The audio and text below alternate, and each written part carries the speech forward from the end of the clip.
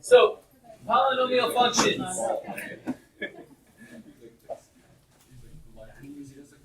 Today, we'll get through 4.1. Won't take that long. First off, investments. Many grandparents invest in the stock market for their grandchildren's college fund. I wish that were the case for me. 18 years ago, Bella Brooks purchased $1,000 worth of merchandising stocks to birth of her grandchild, Owen. 10 years ago, she purchased $500 worth of transportation stocks. 5 years ago, she purchased $250 worth of technology stocks. The stocks will be used to help pay for Owen's college education.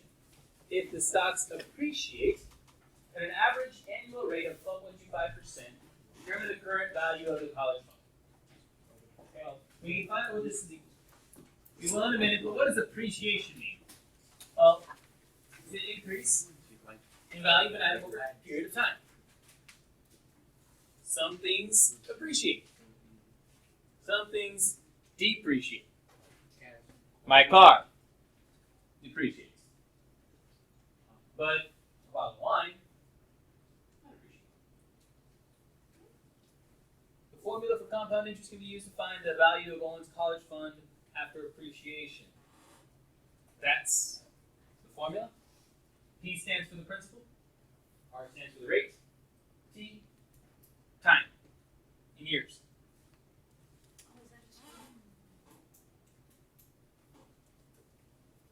R is the interest rate, the rate of return in decimal, like I said, and again, T is in years. T is the exponent. That I. That is a 1 I. That is a 1 R. This right here is a T. No, R plus R. 1 plus R. Okay. 1 plus, yeah, it's a plus.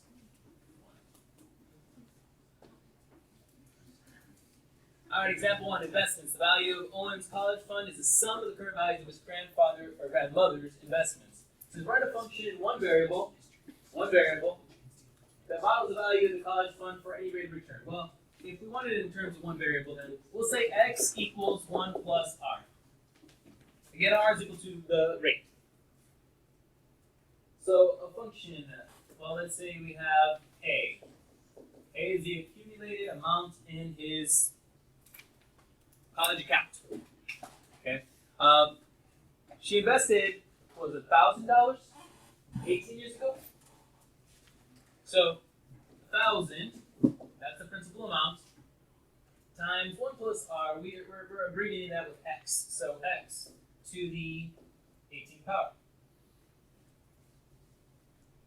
Then she invested, what was it, $500? $500 10 years ago?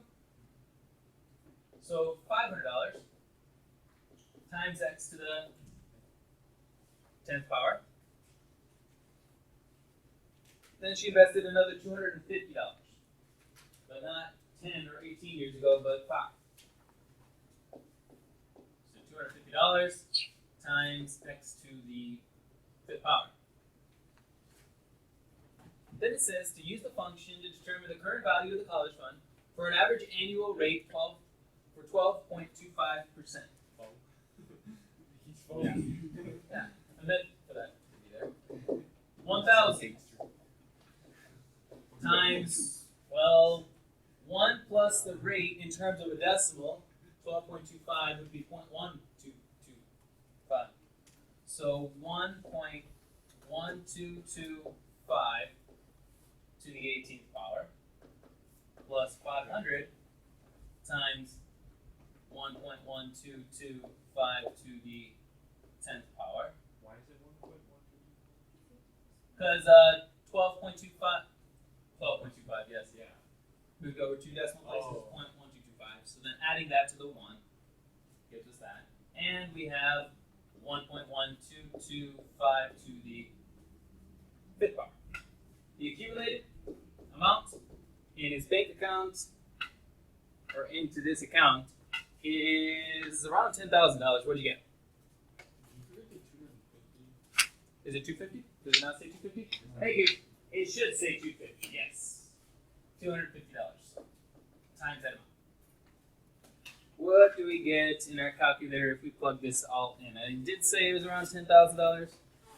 We'll round to the nearest hundredth, so the nearest penny. What do we get?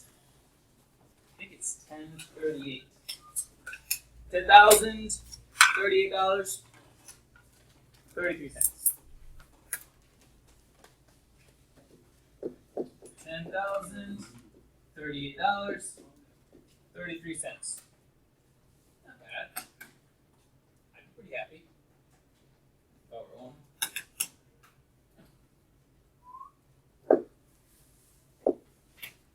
The degree. Part of your homework assignment tonight is to find the degree of the polynomial. Not difficult. Pretty easy thing. It's the greatest exponent of its variable. So you know the highest exponent, and that's a degree. The coefficient of the variable by the greatest exponent is called the leading coefficient. You knew this already also. With this problem right here, or with the previous example, 18 was the degree, 1,000 is the leading coefficient.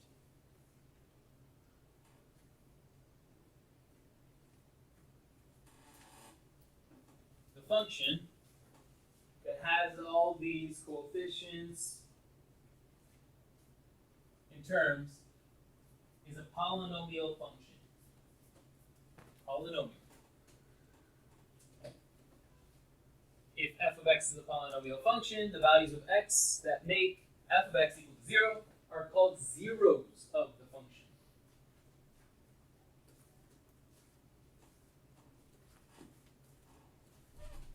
Let's go to the example. Example 2. It says, consider the polynomial function, state the degree and leading coefficient of the polynomial. So the degree, highest x exponent, is 3. So the degree is 3. Done. Then it asks for the leading coefficient. Well, it's the number out in front of that highest x exponent, which is 1. So the leading coefficient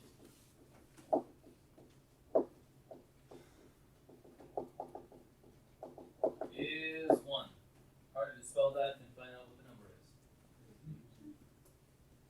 B. Determine whether 4 is a 0 of f of x. Well, if it's a 0, then I should be able to plug it in and get 0. So let's plug it in. 4 to the third power minus 6 to the 4, or 6 times 4 squared, plus 10 times 4 minus 8. Find out what this is equal to. What do we get when we plug this in? Well, we get 0. It does equal 0, so this is considered a 0 of the function. Yes. Determine whether 4 is 0 of f of x. Yes. I've showed that that's the case. It equals 0 when I plugged it in. Since 4 is a 0, it is also a solution for the polynomial equation x to the third minus 6x squared plus 10x minus 8 equals 0. The solution for a polynomial equation is called the root. They're often interchangeable, that is, the root and the 0. But technically, you find the 0 of a function and the root of an equation.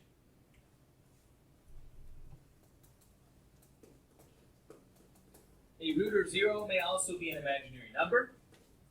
It doesn't have to be real, so we can involve I. And we remember back to chapter 9, working with I.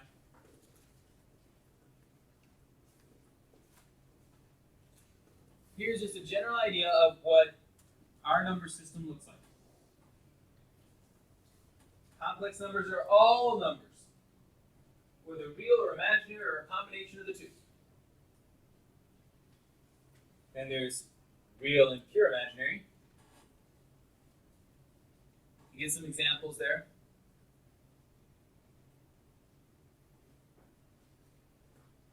So when I ask for complex roots, that's every possible root in our number system. That's complex numbers.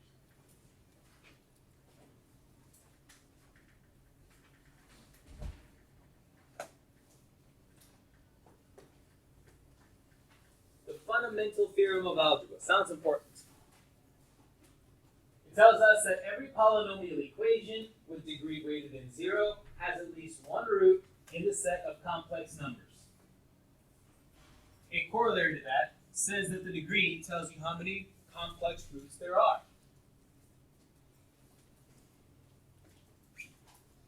So the degree of a polynomial you actually use to determine how many complex roots there are. More than that, the graph, or these graphs here, that is for all these different degrees, shows the maximum number of times the graph of each type of polynomial may cross the x-axis. So a degree 4 can cross up to 4 times. Doesn't mean it has to cross 4 times, but the maximum number of times that it can cross the x-axis is 4. Same with 5, 3, 2, and 1. Since the x-axis only represents real numbers, imaginary roots cannot be determined by using a graph.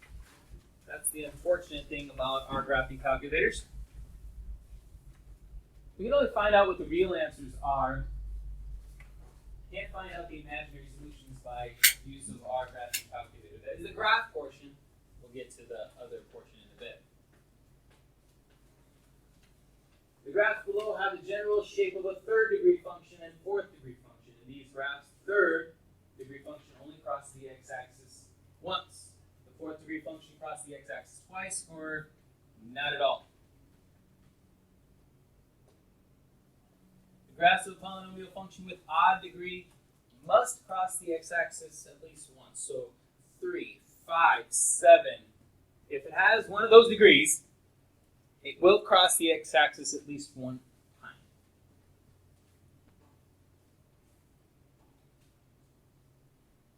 The graph of a function with even degree may or may not. But if it does, it crosses an even number of times.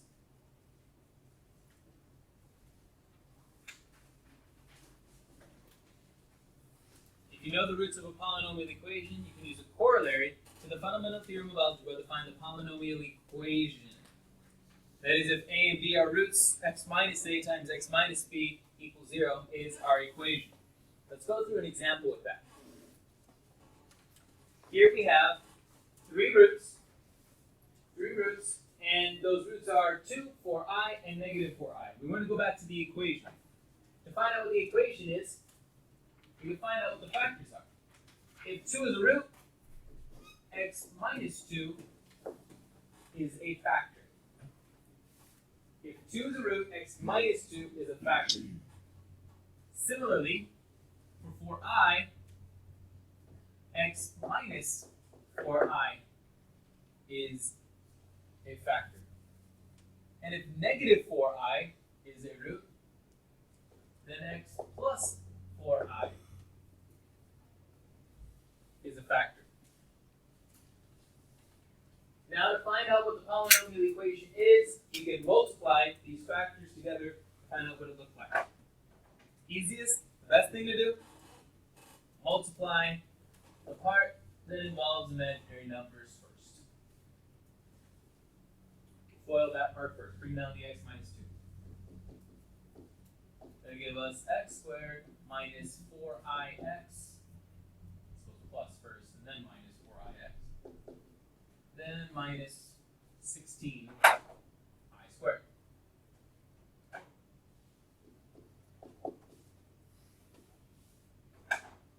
Middle terms, the outside and the inside cancel. As we expected, that was a difference of squares. And I squared is equal to negative 1. So the minus 16 turns to a plus 16. So x minus 2 times x squared plus 16. Not quite done yet. We need to do the multiplication of these two binomials now. X times x squared, x times 16, negative 2 times x squared, and negative 2 times 16. That's x to the third power plus 16x minus 2x squared minus 32. I might put this in descending order. How do you get rid of the i's on the I squared? Oh. It's a square root. I squared is equal to negative 1. So then minus the negative 16 will give me plus 16. And then, like I said, putting it in descending order, x to the third minus 2x squared plus 16x minus 32. This is our polynomial equation, which if I set it equal to 0, which it should have already been set equal to 0, and plugged in 2 4i or negative 4i, I get 0. Part B says, does the equation have an odd or even degree?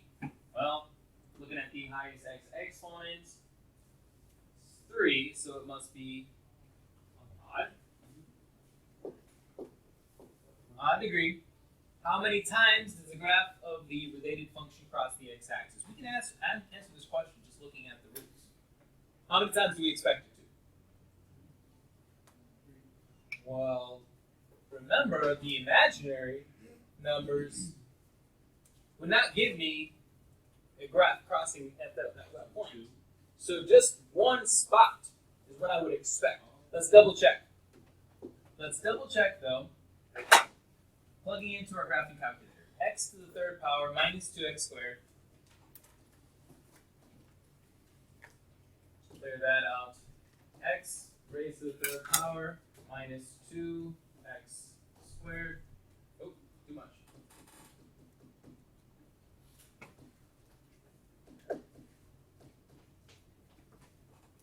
X to the third power minus 2x squared. Plus 16x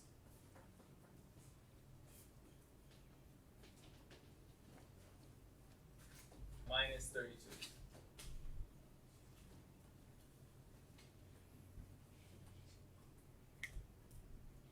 All right.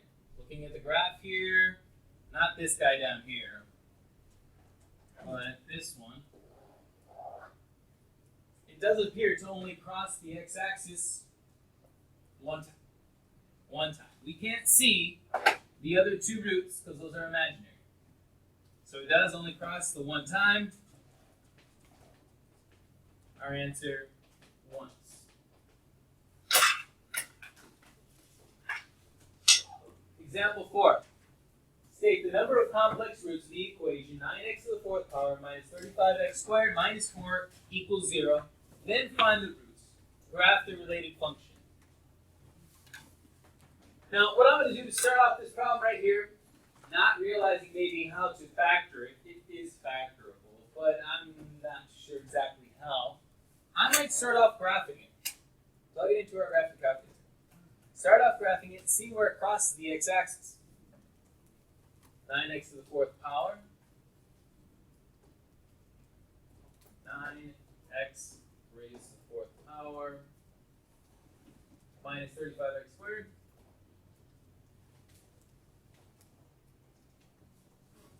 Minus 4. And there's a way on your graphing calculator to find out what the zeros are, where it crosses the x-axis. To do that, we can go to calculate. It does look like it's crossing at 2, negative 2, right? It does look like it. Press second, calculate 0. As for left bound, so we're going to go just to the left of where it's crossing the x-axis. There's one spot on there. There it is. Way too far. There. Just to the left. Just to the left of where it crosses the x-axis. Now I'm going to go to the right, and you'll see it doesn't. You can't even see it. Somewhere up there. But it's to the right of the x equals 2. Press yes. And we get the point 2, 0. Yeah, another question. You could have said, I want to find out, I'm just going to trace it and see if that works. You press trace. 2. Yes. 2, 0. You could have also done value. Yes, there's other ways that you could do it. But if you just wanted to, for sure, get the 0, Maybe you thought it would be 2.1 or 2.2. It could have been, but in this case, it does end up giving you 2. You could do it the other one, right? With the other part of the graph, negative 2 also is a root. So if negative 2 is a 0, which it is, it's a root, a 0. We use them interchangeably in this class. If negative 2 is 0, then x plus 2 is a factor. Same idea. We found out 2 is also 0. If 2 is a 0, then x minus 2 is a factor.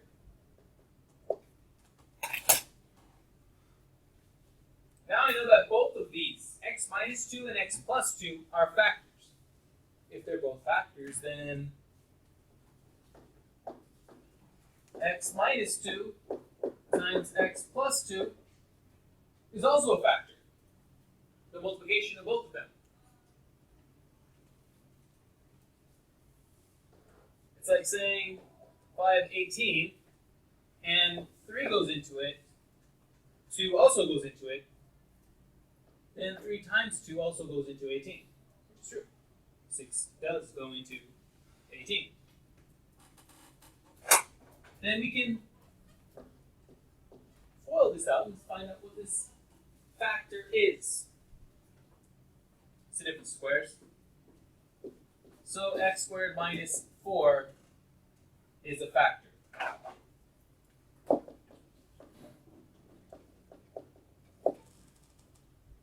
X squared minus 4 goes into our original equation pretty nicely. To find out what's left after that, by the way, we've already found out 2 of the factors, right? We already found out 2 of the roots. So part of our answer is already done. X equals 2, x equals negative 2. How many answers do we expect to see?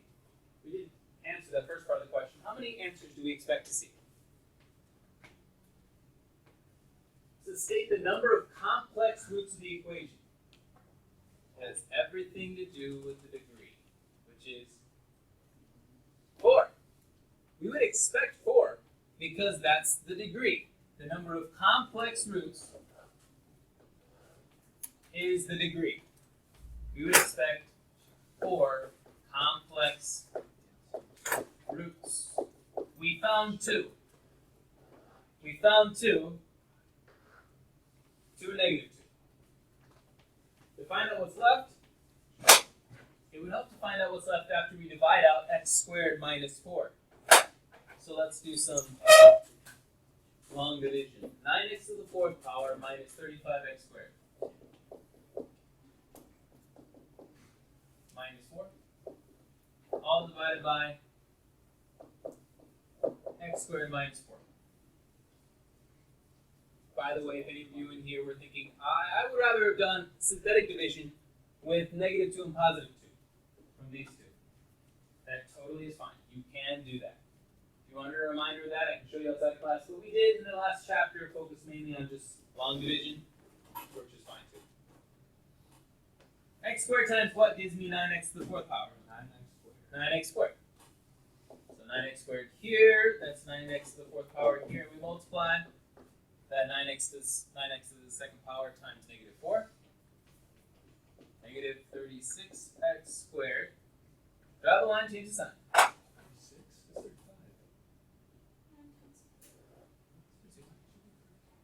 Oh, no. It's not a 5. And then we're going to get x squared minus 4.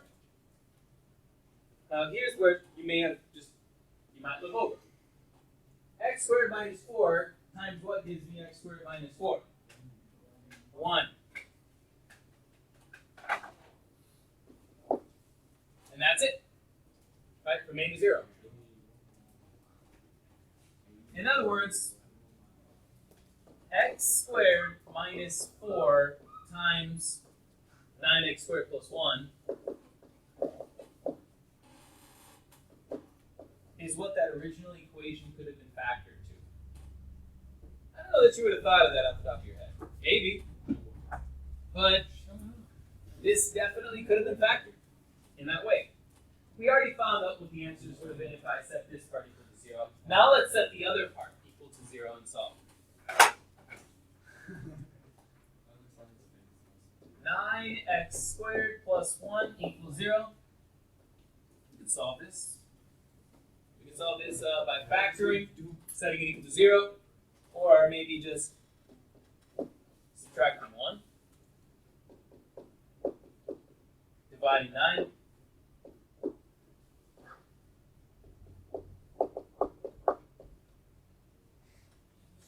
And taking the square root.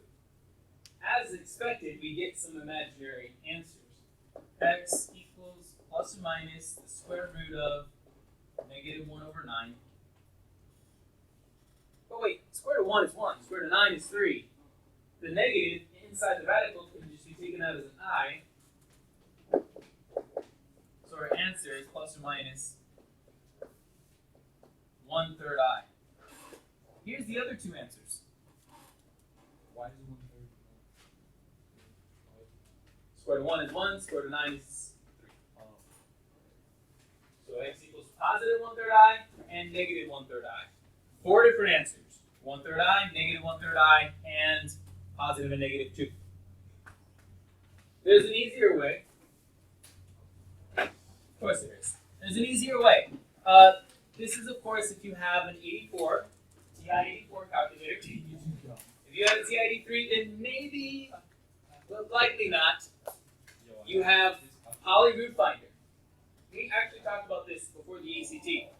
Polyroot Finder. Let's quit out of this. Clear that out. We go to apps. You may or may not have this. PLY SMLT2. Press enter. Press enter one more time, and we're trying to find the roots of this polynomial equation. So, polynomial root finder. Enter. You may not have this, but at some point you're going to have to put in the degree. Right here. 4 is our degree for this problem. We just got to do it. So 4 is the order. The minute that you push 4, it doesn't allow you to have just real answers. It says A plus BI. It's anticipating that there might be some imaginary ones. It also doesn't give you answers in terms of a fraction. So we'll push next, right here at graph. And we need to plug in all the numbers. Notice what's plugged in for the second and the fourth number. Why is 0 in there? There's no x to the third power. There's no x in our equation. We need to put them in order. 9, 0, negative 35, 0, negative 4. And last thing is to press solve. There's our answers. But here's the thing. The problem is, it doesn't give us the answer in terms of fraction. So there might be problems in the future, right, where you might not recognize this decimal. When that's the case, factor out these roots right here, which is what we did, and then solve the rest of it. Right, set it equal to 0, factor it, solve it, things of that sort. You are not at too much of a disadvantage if you do not have polynomial root finder. It's not that difficult to graph it and see where it crosses the x-axis. Right, so know that you still have that as an option. I'll put the homework problems, or at least the start of the homework problems, up on the board.